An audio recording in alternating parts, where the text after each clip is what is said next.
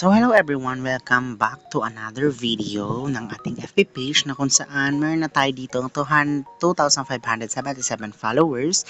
Ito nga ang ating FB page na piece conversion. So ngayon magpapakita tayo ng live trading. Actually hindi siya live trading naman.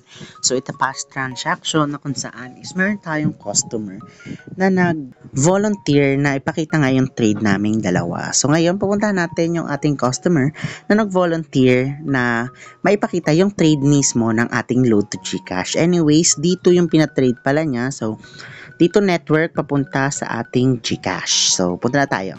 So, nandito na nga tayo sa user na si Soy Soy na kung saan is nag-chat siya sa ating FB page nung Sunday, 9:35 PM. Anyways, yung deduction pala natin, makikita nyo dito sa ating FB page. So, every week naman is nag-update tayo ng deduction. So, kung nakita nyo yung mga deduction sa ating mga past video, so maaaring nagbago na yun without prior notice. So, ayan, nag-chat lang siya ng hello, magandang gabi po. Pwede daw magpa-convert ng dito load to GCash. So, of course, nag-reply tayo, pero somehow is medyo delay yung reply natin kasi may ginagawa tayo that time, nung Sunday night. So, ayan, 2.5 yung pinapaano niya. Ay, 500. Nag-try muna siya. So, hindi muna niya na in-all in.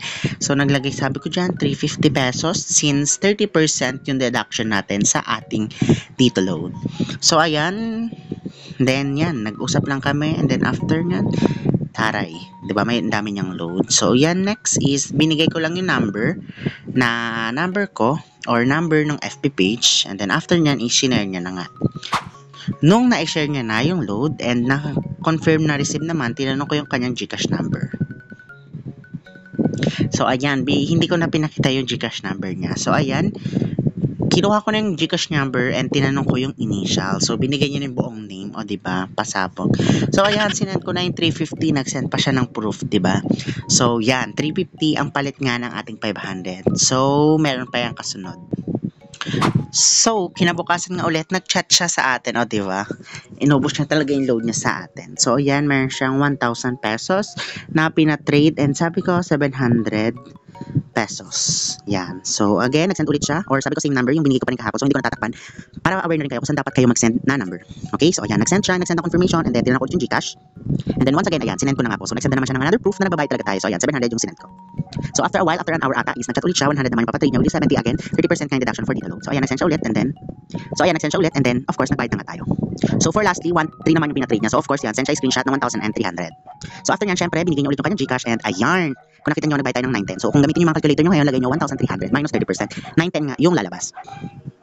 So, ayun lang. So, ayan, ito na po yung trade natin. So, medyo nakipag-usap rin naman ako sa inyo dyan. So, basta i-chat nyo lang talaga ako sa FB page. Yan. So, siya yung mismong nag-request neto na sana ma-content mo din ako. So, shout out sa'yo, Soy Soy. And thank you very much dahil hindi na ako mahihirapang mag-edit nito. So, ayan. Sana ma-content mo din ako. And yan, nakipag-joke naman ako dyan. So, yes, aabangan niya raw. So, ayan. Yun lang man yung nagpapakita ng proof na nagbabayad talaga yung ating FB page na kung saan is yung mga regular load balances sa Smart, PNP, and dito ninyo is pwede nga matrade papunta sa ating mga GCash. So, basta tama lang yung FB page na mapupuntahan nyo, walang problema yun. So, yun lamang, tigyaman na tayo sa mga receipt ng ating GCash.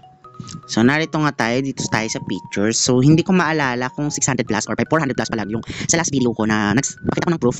And ngayon, ito na siya, 958 photos na and napakarami niyan as in. So, ito lang yung nagpapatunay na nagbabayad talaga tayo dahil itong mga receipt na to, hindi naman sa isang tao natin isinisend. So, marami talagang tao tayong sinisend dyan, na sinisendan na iba't ibang amount pa nga. So, may 740, may 480, ganyan.